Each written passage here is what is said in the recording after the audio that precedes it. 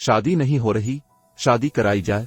खिली कचहरी में शहरी की फरियाद सुनकर कलेक्टर की भी हंसी छूट गई। शादी नहीं हो रही, शादी कराई जाए।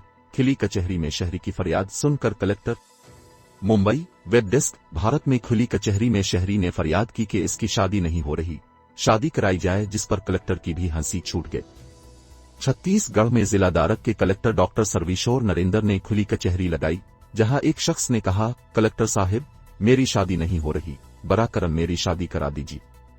मजीद कहा कि साहिब मैं तवील मुद्दत से शादी की राह देख रहा हूं, लेकिन शादी हो नहीं रही है। जिस पर डॉक्टर नरेंद्र ने कहा कि ठीक है, तुम्हारी शादी करा देते हैं, मगर लड़की कहाँ है। जिस पर वो शख्स जज्बाती हो गया और उसने कहा कि जनाब अब ही कोई लड़की ढूंढ कर मेरी शादी करा दें।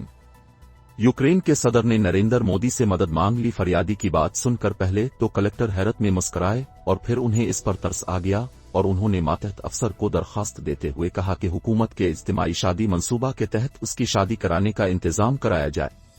मजीद डेली बाइट्स।